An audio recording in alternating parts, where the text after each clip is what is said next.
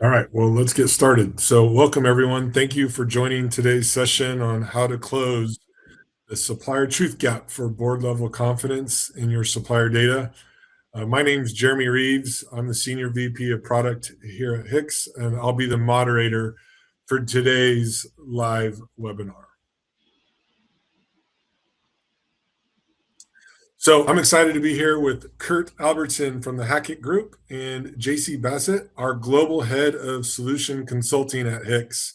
You'll hear more from them very shortly. But before that, I wanted to point out that the question and answer window is live, and we encourage you to submit your questions at any time throughout the presentation, and I will address them either during the presentation or at the end where we've allocated some time for the answers for your questions. So we know how today's market is defined by supplier volatility, changing regulations, and structural shifts, creating a gap between what procurement teams today need and what the data that they can deliver on. Today, you're going to hear about why and how you can go about closing this gap. So I'd like to welcome Kurt to take us through some of the fascinating perspectives from the Hackett Group. Kurt, thanks for joining us. Yeah, pleasure to be here, Jeremy. Thank you very much. Okay, so let's jump into the topic. Obviously, when we talk about this topic, this is, I've been in the space for 30 some years now, and this is always a hot topic, right? How to use information and data quality, right? So, we talk about closing the supplier truth gap for board level confidence in your supplier data. So I wanted to go through and share with you just some information from some of our studies. Just real quick to give you a perspective of who I am in a little more detail. I work with the Hackett Group, been in procurement for about 35 years. I'm a principal in our procurement advisory practice. And as such, the Hackett Group, if you're not familiar with us, is a very empirically based organization. We collect a lot of data, use that data to support the transformational efforts of our clients. And so what I'm going to share with you is some of that information from some of these studies related to this ever critical growing importance and topic that we're here to discuss today. So I'm going to start out really at a 10,000 foot level and share with you some information from one of the key studies we do each and every year, where we look out kind of forward looking into the market and say, from a procurement leadership perspective, what's on your mind? What are you concerned about? What are your priorities? Where are you making investments? What are your expectations? All of those important questions. And at the highest level, we kind of ask this question around the environment, right? What are the issues, risk that are most concerning in the environment that as a company we're working in today? And as you can see from the results of this slide here, I think most of you are probably familiar now with this term of VUCA, or volatility, uncertainty, complexity, and ambiguity. But it certainly just jumps off the table when you look at this slide, right? And this is looking at the major issues and risks that the enterprise level that are of concern in 2026, right?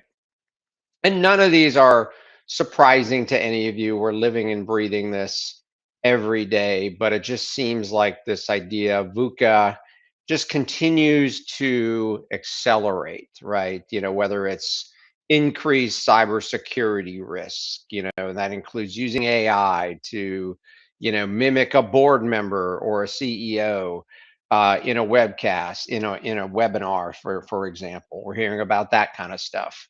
Trade wars, right? A lot of talk about trade wars these days. The probability of an economic downturn increasing. It's increased here more lately with the war in Iran. Certainly how AI is going to, decimate, you hear decimate, with work, roles and change roles and all the impact of that. Volatility and regulatory compliance, right? You ramp up for something and then it changes with a new administration. Certainly geopolitical tensions. So the idea of increased volatility, uncertainty, complexity, ambiguity is certainly an environment that we are having to live in today more than ever. And I would have said the same thing last year. I would have said the same thing the year before. It's just ever increasing. And when we've seen kind of the response from companies generally around this idea of complexity, uncertainty, volatility, the answer is usually we need better information, right? We say the anecdote to this increasing VUCA is access to better information. So kind of moving along and taking kind of a data perspective of this at a procurement level, what are we seeing, right? Well, what we're showing you here is kind of trends and investments at the procurement level. So if we think about this idea of ever increasing workload, right, and think of it on, as I said, VUCA is ever increasing. That's requiring procurement. Procurement certainly, is near and dear to all those things I just talked about on the previous slide. Having to address all of that, tariffs, for example, reconfigure the impact of a war in Iran, all of that requires effort and additional workload on procurement. Also, it's been a big, we're in a big period of M&A type activity. That's adding workload. So what we're looking at is you see on average 8% additional kind of workload is being averaged to the plate of procurement. That's been pretty consistent the last 3 years. The way we're not addressing it is by adding staff and operating budget, right? These have been pretty flat the last few years and slightly negative. The obvious way procurement is trying to create scalability to address this additional workload is through the investment in technology and more recently AI-enabled technology, which to be effective relies on trusted foundational information layer, not only within kind of the supply about suppliers, but also about other factors that impact our operations in procurement and suppliers, risk information, for example. So, with the advent of greater investment in technology, you see it's up 6.1% from last year. That's up from the previous year. That's up from the previous year. Information to go along with that investment is becoming ever so important for procurement. And when we think about kind of this idea of, okay, procurement, what's impacting your transformation journey, right? What are those trends that are really impacting transformation journey? Kind of along the lines of what I just talked about. Right now, the biggest trends are around AI-enabled technologies, digital procurement, and automation. So wrap those two together. AI-enabled digital transformation right now is the biggest kind of transformational trend impacting the procurement professional or the procurement organization. And as I talked about, right, that is, kind of, almost 80% said AI-enabled technology. Another 2/3 said digital procurement and automation. That's at the top of the list. And as I just talked about, I think everyone kind of knows intuitively the importance of good underlying data to support our technology. And that's even enhanced to a greater degree when we start talking about AI-enabled technology. We have to have better real-time information. The good news is that, yeah, deep real-time insights was identified as one of those top trends. They're down on the list. And like AI, it's identified with a star, which means right now it's of low level of preparedness. So procurement doesn't really feel good, for example, about having good, deep, real-time data quality and insights that are needed and are essential for driving the priorities we have and enabling this AI environment that we're starting to move into to better manage the world of VUCA.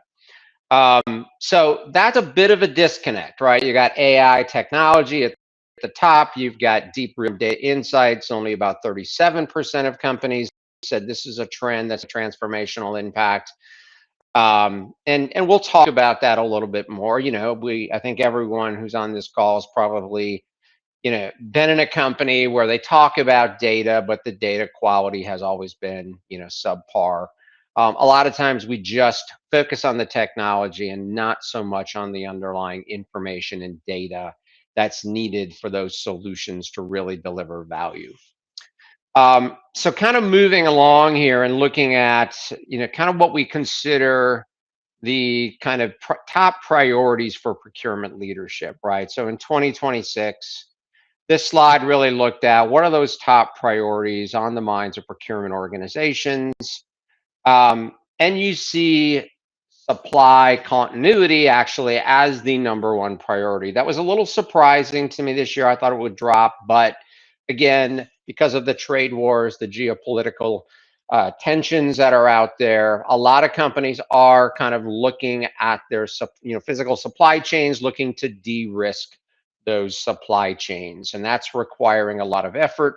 It requires an investment in supplier management efforts and capabilities, which we all know requires a good, again, back to the data and information, good data quality to really make sense of what's happening in our supply chains and to understand the potential impacts of volatility, uncertainty, complexity, and ambiguity to the supply chain and then to our business.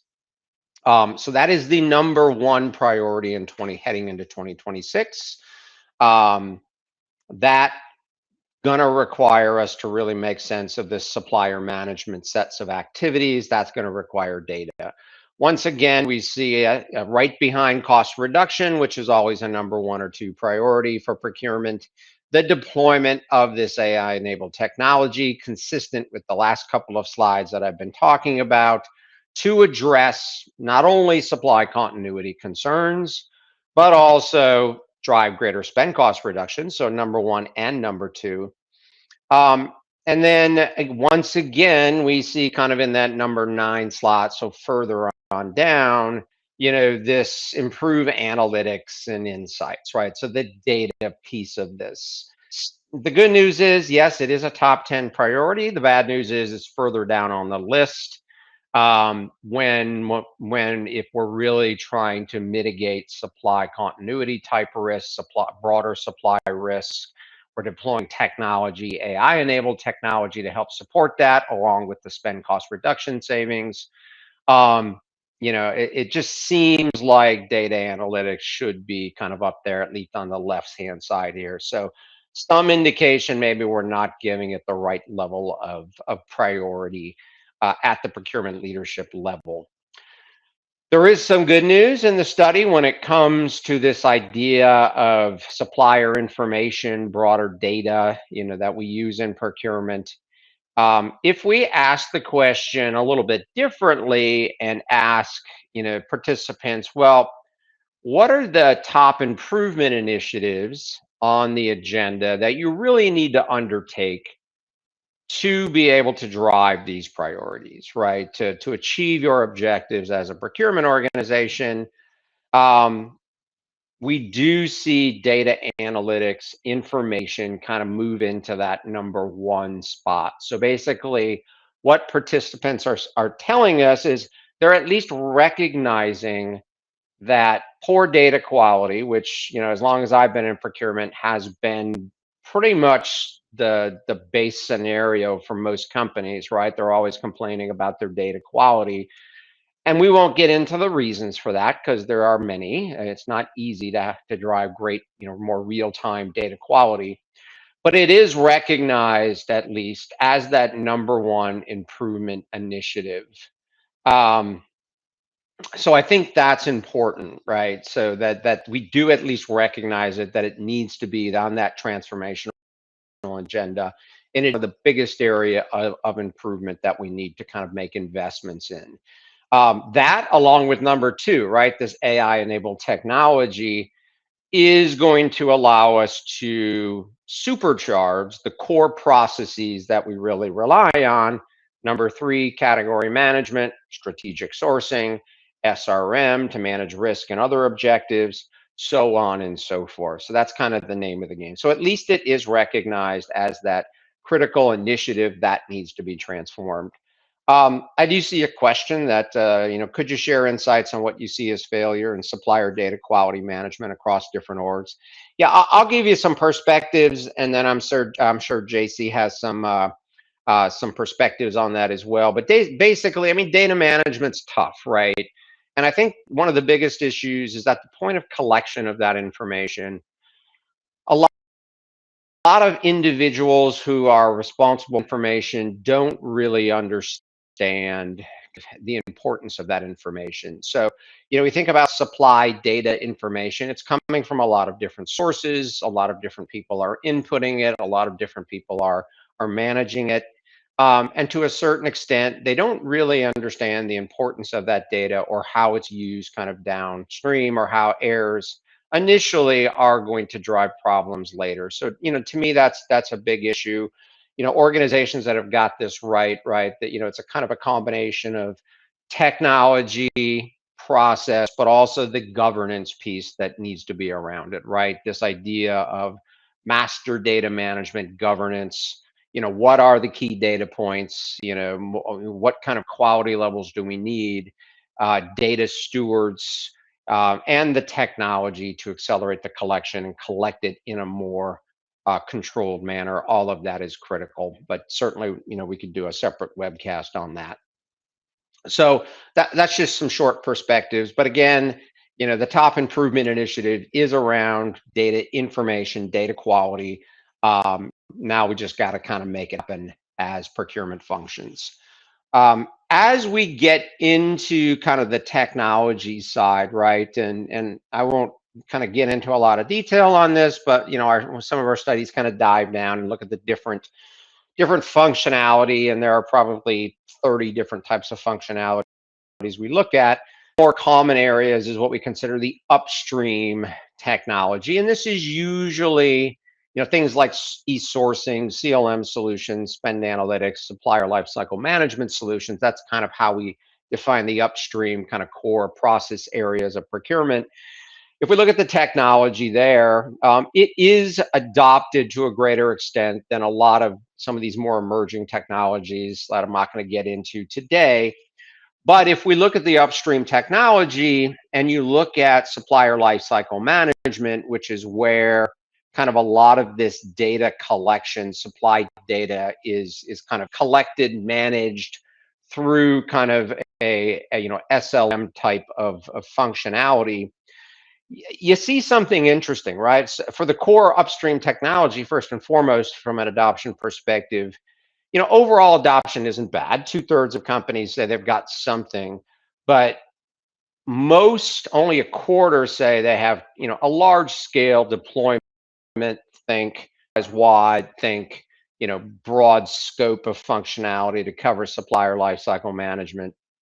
Most have a pilot type of approach, right? Think either BU specific, regional specific, or kind of, narrow scope of functionality within that SLM realm. So that's part of the issue here, right? It tends to be less mature than other upstream functionalities, dominated by kind of these point pilots, as opposed to a more holistic approach to the broader supplier lifecycle management, again, which is so critical in terms of kind of collecting, maintaining the data and making sure it's up to date, all of that. So that's a bit of an issue, right? The technology, and it tends to be more fragmented in a lot of the clients we work with. And there also doesn't, another way to kind of look at this kind of same question is, just to boil it down, if we're talking about some of this, SRM type of activity, and here we're defining that by these kind of 4 areas, right? There's, supplier lifecycle management, supply risk management, supplier performance management, supplier collaboration and innovation type technologies. all of these which take information, particularly those top three, and asking the question, do you primarily use your ERP application to support that? Do you leverage a suite solution? Suite solution, think end-to-end, source to settle type of solution from a single solution provider. The promise of integration and out of the box integration and a holistic coordinated data layer at the base of that, which never seems to actually happen in reality, as most of us know, versus kind of these more best in class point solutions. So kind of thinking about, okay, for SRM, what's the best point solution out there that I can go get, looking at best functionality. And I won't get too much into this discussion. There's factors that drive this, and I'll just say, obviously companies try to gain, the ROI once they realize the ERP isn't going to give them, everything they need. Then they tend to think, okay, I would like one solution across our end-to-end procurement functionality. Then they tend to realize that the promise of, a holistic, out of the box, integrated, harmonized data layer doesn't really exist in most of these suite solutions. Then they tend to migrate to, okay, this is really important functionality, so I want, a best in class type point solution to manage this. And I will just guide with the advent of AI and the advent of some of these more orchestration workflow solutions. This is driving different decision points there as well, kind of leaning into best in class functionality as opposed to the promises of the benefits of suite. But that's another conversation to be had. But if you look here, it's kind of all over the board, right? I mean, supplier risk does tend to lean more into 55% of companies say they tend to invest in a best-in-class point solution, which, with the importance that supply risk management has had, particularly over the last 5 years or so, it kind of shows, okay, we're leaning into best-in-class functionality that's really needed to deliver on, collect good data, manage that data, and make sense of that data in terms of translating that into actions. But in general, you see a combination here of ERP suite points across these 4 areas, right? So whereas if we look at other types of functionality, there generally does seem to be at, a little bit more of direction in terms of the strategy here. So I think that's part of the puzzle here companies are trying to figure out as well. And then if we think about obviously this topic of AI, which we've been talking quite a bit about already in today's session, our data, and again, this was collected kind of heading into 2026, that about 43% of procurement organizations have something that they've enabled in an AI type way within their organization. A whole bunch of others are about to implement something. Fast forward a year, that 43% is going to be 80% plus. I can almost guarantee you when we do this study next year. So AI is quickly being rolled out as functionality, either embedded in some of the solutions we're buying or as a standalone type of a solution. And then where we think about kind of using AI, going back to those original slides, when we think about kind of, areas of data collection, data management around this kind of supplier lifecycle management, SRM scope, supplier onboarding, supply risk management, the broader supplier relationship management type areas. The good news is we do see big investments here, right? Anywhere from, 22% on the supplier onboarding space and 17% on the supply risk management space. Companies have implemented something AI enabled to improve those processes. And a lot of that is focused on getting data, managing that data in a more efficient and effective way, collecting it in a more efficient and effective way. And then on the broader kind of SRM scope, 11% of companies have something, but anywhere from almost a third of companies say we are investigating, which means look at this data next year. they're all going to be in those other shades of blue, kind of implementing something. So this supplier management space is ripe for AI capability. And we're seeing, kind of proof in that pudding by the data that's showing this is an area of rapid investment in rolling out of AI tools. So that's what I had for you today. I'll certainly kind of stick around here, obviously, for the rest of the session, but and answer any questions I have, particularly if they come in the chat or at the end as well.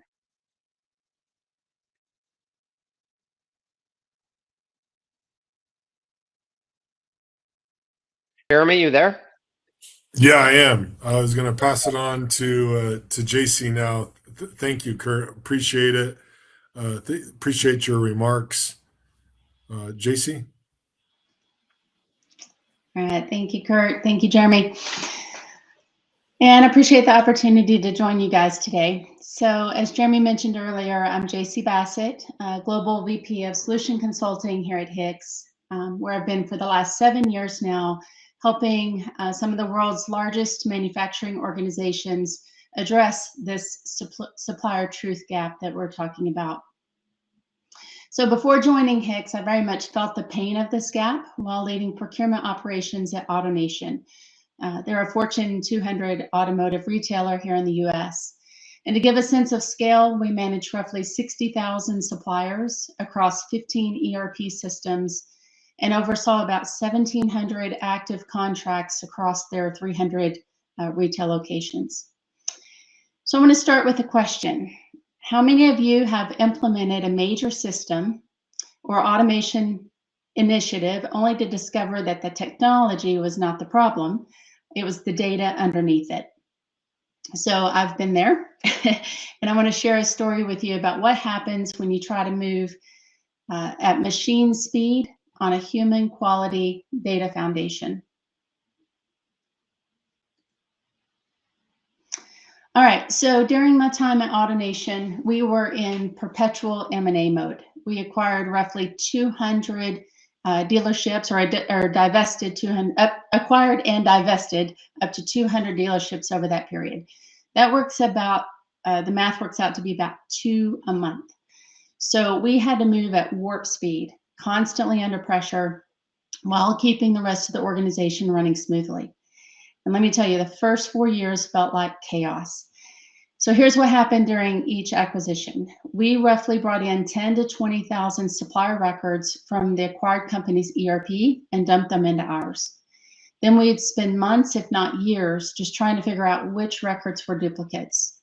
And when we were finally done, we ended up with maybe 1,000 records that survived that 10 to 20,000 pool. Then came the real problem. Mismatched data across those 15 ERPs. The same supplier might be spelled 3 different ways. We'd have outdated information because the supplier went through their own M&A event, and it was nearly impossible to identify the same supplier across our entire ecosystem. When we divested stores, we had to scramble to understand, is the supplier under a national or a local contract? Which services need to be transferred? Which ACH or recurring payments need to be shut down? And we had to figure it out fast. So the downstream cost of this were staggering. IRS fines from erroneous 1099 filings, duplicate payments to suppliers, continuing payments on divested contracts. We were perpetually operating in a reactive state, burning our resources on investigative research instead of strategic work. So we decided enough is enough. We wanted a different approach. So we set out for a solution with 3 clear goals in mind. 1, we needed a single source of truth for our supplier profiles. 2, we needed to resolve the conflicts between our ERPs so we knew we could trust the data we were seeing. And 3, we needed periodic audits to make sure that data stayed current. So the principle was simple. Quality, governed, validated data going in, maintained, synchronized data going out. So we went to market and ultimately implemented HICX, a solution that synchronized that data across our 15 ERP systems from one authoritative source.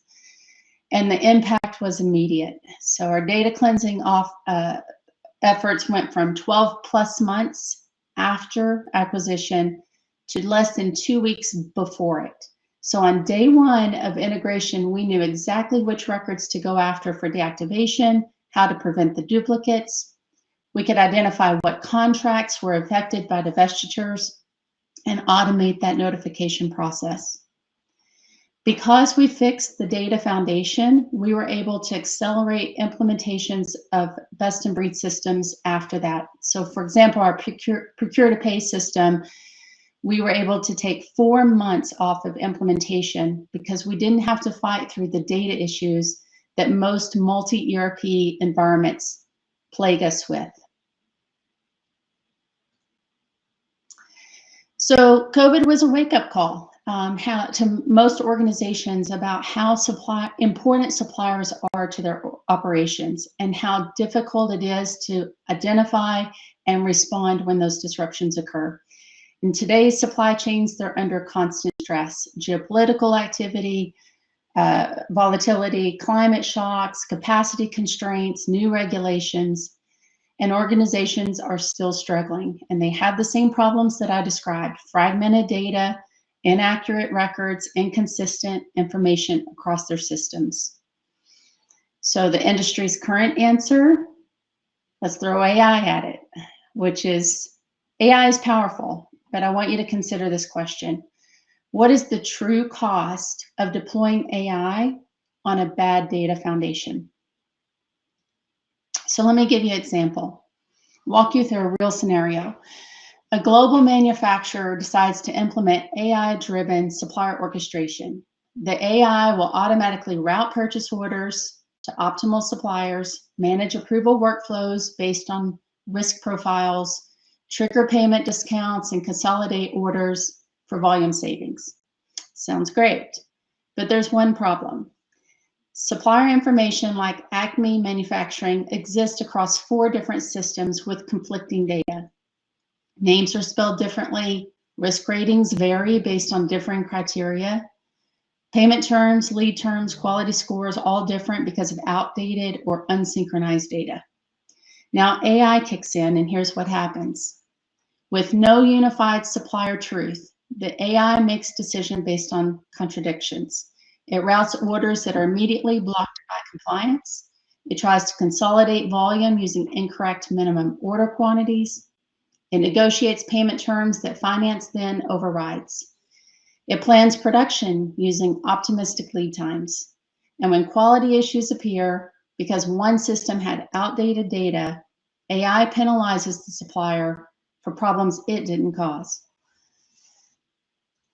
So the real cost: within 6 weeks, AI had created duplicate orders, disrupted production, damaged supplier relationships, and escalated Acme as unreliable. But the supplier wasn't the issue. The data was.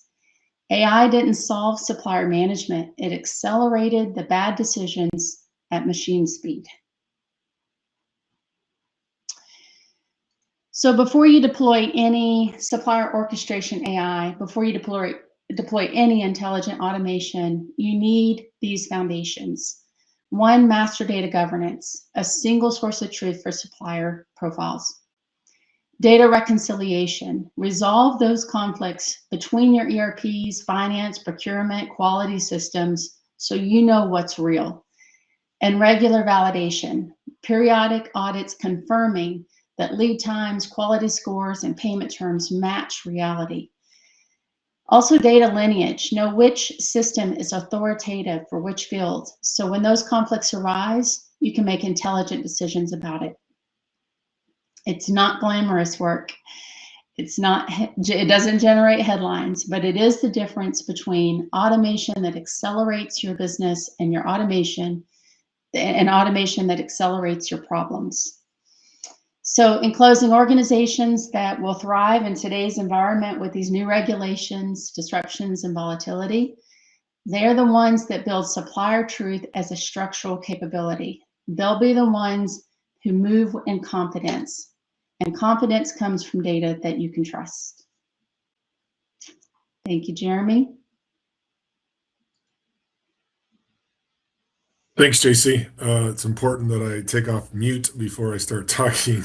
Um, that was fascinating. I know we had one question, and you touched on this, and so I'm going to go ahead and we'll open it up for more questions. I do want to just kind of take a little bit of this question and maybe put a little spin on it a little bit, which is, as you see failure across the different organizations that we've worked with, do you think that there's some common elements that you see, and or do you think that there are items that we should address first? You talked about having a single source of truth for that supplier being really important. Are there different elements of that you have seen in your past experience or just in talking to different companies? Yeah, so I think aggregation of the data downstream, the insights that you're looking for, how the spend, category management, things like that. In order to have those insights, you have to be able to consolidate and aggregate that data to get those insights. And that comes with marrying up what is the same supplier across all of those systems, right? Because otherwise you're looking at duplicated records, you don't have those that visibility. So by managing that data upstream, synchronizing, who is the supplier, what is the operating terms of that supplier across your ecosystem, then pulling all of that into your transactional downstream so you can say, I know who this supplier is. I know all of the transactions across all of these systems because I know who the supplier is. It really starts at that master data level and that synchronization. Great, thanks. Well, I don't think there's any other questions at the moment, so I think that we can wrap it up. I want to thank everybody for attending. Kurt, special thanks to you for joining us, and Jacy, thanks for all your insights. Everybody have a great, fantastic rest of your day.